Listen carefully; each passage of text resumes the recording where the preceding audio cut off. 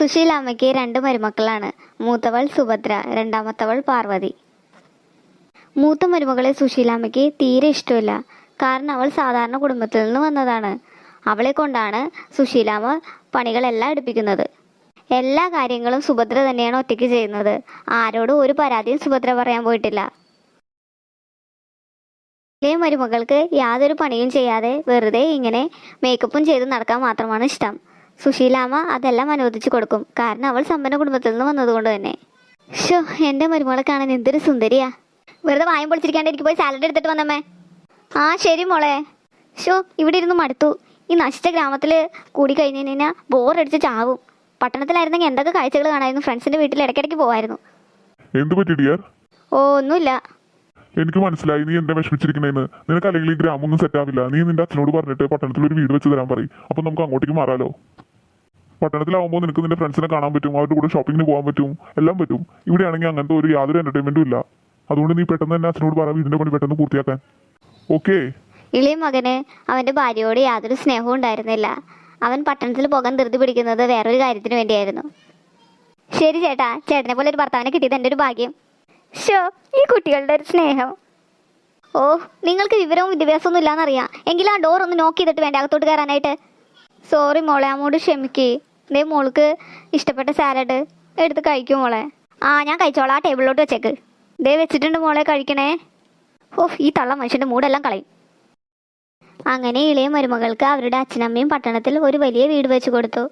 ഗൃഹപ്രവേശനത്തിൽ പങ്കെടുക്കുവാൻ സുശീലാമ്മയും മൂത്ത മകനും ഭാര്യയും എല്ലാം എത്തിച്ചേർന്നു. അമ്മ, അവരൊക്കെ വലിയ ആൾക്കാർ. അവരെന്തെങ്കിലും പറഞ്ഞാൽ ഒന്നും അമ്മ വിഷമിക്കാൻ നിൽക്കരുതട്ടാ. നീ ഒന്ന് പോയേടാ. നിനക്കല്ലെങ്കിൽ അസൂയാണ് നിനക്കും നിന്റെ ഭാര്യയ്ക്കും.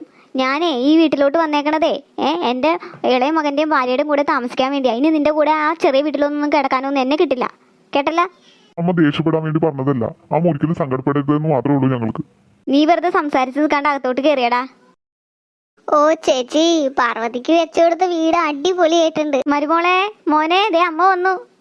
ഓ ദേ പിച്ചക്കാര് വന്നിട്ടുണ്ട് ചേച്ചി. എന്ത് ചെയ്യാനടി, എൻ്റെ മോളുടെ വിധി ഇതായി പോയി.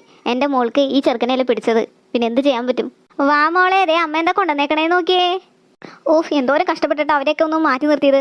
എന്തുകൊണ്ടാണ് ഈ വന്നേക്കണത്? അല്ല, അമ്മ എന്തിനാണ് ഇപ്പം ഇങ്ങോട്ട് കെട്ടിയെടുത്തേക്കണത്? അത് മോളെ നമ്മുടെ ഗൃഹപ്രവേശനത്തിൻ്റെ അമ്മ ഒരു കുടം വാങ്ങിച്ചിട്ടല്ലേ വന്നേക്കണത്. നിങ്ങൾക്ക് എന്താ വട്ടുണ്ടോ? ഇത്ര വലിയ വീട്ടിലോട്ട് ഒരു കുടമാണോ വാങ്ങിച്ചിട്ട് വരണത്? അല്ല, നിങ്ങളുടെ ഉദ്ദേശം എന്താ? എന്ത് ഉദ്ദേശം മോളെ? ഇനിയുള്ള ജീവിതം മൊത്തം നിന്റെ മോൻ്റെയും മോളുടെയും കൂടെ ജീവിക്കണമെന്നല്ലേ ഉള്ളൂ ഈ അമ്മയ്ക്ക്. അയ്യോടാ, സുഭദ്ര ചേച്ചിനെ പോലെ എന്നെ ആക്കാൻ പറ്റുമെന്ന് വിചാരിക്കണ്ട നിങ്ങൾ കേട്ടാ. നിങ്ങൾ അവരുടെ കൂടെ പോയി കിടന്നാൽ മതി. എനിക്കൊന്നും നോക്കാൻ പറ്റില്ല നിങ്ങളെ. അമ്മ പോയേ, വെറുതെ മനുഷ്യനെ ദേഷ്യം പിടിപ്പിക്കാണ്ട്. അല്ല റാം, നമ്മുടെ വിവാഹം എപ്പോൾ നടക്കും? വിഷമിക്കാതിരിക്കും പ്രിയ, എല്ലാം ശരിയാവും. ആ ഒരു പ്രതീക്ഷയില്ല ഞാനും മുന്നോട്ട് പോണത്. ഏതാണ് എൻ്റെ ചേട്ടൻ്റെ കൂടെ ഒരു വൃത്തിയുടെ സാധനം? ഇതെന്താ ദൈവം ഈ നടക്കണത്? ഒന്നും അറിഞ്ഞതായിട്ട് ഭാവിക്കണ്ട. ചേട്ടൻ എന്താ ഫോൺ നോക്കിക്കൊണ്ടിരിക്കുക? വാ ചേട്ടൻ, നമുക്ക് ഒരുമിച്ച് ഭക്ഷണം കഴിക്കാം. ഓ എനിക്ക് വേണ്ട, നീ വേണമെങ്കിൽ കഴിച്ചിട്ട് കിടക്ക്. അതെന്താ ചേട്ടാ അങ്ങനെ പറയണത്? വാ നമുക്ക് ഒരുമിച്ച് കഴിക്കാന്നേ. ഓ ശല്യം. എന്താ ചേട്ടാ പറ്റിയേ? നിനക്ക് വിശക്കുന്നുണ്ടെങ്കിൽ നീ പോയി കഴിക്കി. വെറുതെ മനുഷ്യനെ ഡിസ്റ്റർബ് ചെയ്യാൻ വരരുത്. പറഞ്ഞില്ലാതെ വേണ്ട. നിന്റെ ഉള്ളിലിരിപ്പ് എന്താന്നൊക്കെ എനിക്കറിയാടാ. പ്രിയ എന്തിനാ ഇപ്പൊ ഇങ്ങോട്ട് വന്നത്? എനിക്ക് റാമിനെ കാണാതെ വീട്ടിലിരിക്കാൻ കഴിയുന്നില്ല. മുറ്റത്ത് മഴയും കൊണ്ടിരിക്കുകയാണ് രണ്ടുപേരും. വീട്ടിലോട്ട് വാ. എനിക്കിത് മുന്നേ മനസ്സിലായി. നിങ്ങളുടെ പ്രിയയുടെ കൂടെ പൊക്കോ. എന്റെ സ്വത്തൊന്നും കിട്ടുമെന്ന് വിചാരിക്കണ്ട കേട്ടാ. അയ്യോ പ്രിയ, പോവല്ലേ പ്രിയേ. പ്രിയ നിക്ക് പ്രിയേ. എന്താ റാം വേണ്ടത്? റാമിന്റെ വൈഫ് പറയുന്നത് കേട്ടില്ലേ? അവരുടെ സ്വത്തൊന്നും കിട്ടില്ലാന്ന്. പിന്നെ എന്തിനാ റാം എന്റെ കൂടെ വന്നിട്ട് എന്താ കാര്യം? എനിക്ക് ജീവിക്കാൻ കാശ് വേണോ റാം? സോറി. നീ എന്താ പ്രിയ പറയണത്? കാശില്ലെങ്കിലും ജീവിക്കാൻ പറ്റില്ല നമുക്ക്. പിന്നെ അങ്ങനെയാണെങ്കിൽ രണ്ടാം കിട്ടുകാരനെ നിങ്ങളെ ഞാൻ കഴിക്കണോ? ഒന്ന് പോയേ, വെറുതെ മനുഷ്യന്റെ സമയം കളയാനായിട്ട്. ഇവർക്ക് വേണ്ടിയായിരുന്നു ഞാൻ എന്റെ ഭാര്യനെ പറ്റിച്ച് ജീവിച്ചത്. ഇപ്പൊ മനസ്സിലായാ നിങ്ങൾക്ക് എന്റെ വില? ആര് പോയാലും നിങ്ങളുടെ കൂടെ ഞാൻ എന്നും ഉണ്ടാവും. എന്നോട് ക്ഷമിക്കടി. സാരമില്ല ചേട്ടാ, പഴയതൊക്കെ മറക്കാൻ ഞാൻ തയ്യാറാ. നിന്നെ പോലെ ഒരു ഭാര്യനെ കിട്ടിയില്ലായിരുന്നെങ്കിൽ എന്റെ ജീവിതം നശിച്ചു പോയനെ. നമുക്ക് പട്ടണം ശരിയാവില്ല ചേട്ടാ. നമുക്ക് നമ്മുടെ ഗ്രാമത്തിലോട്ട് പോവാം.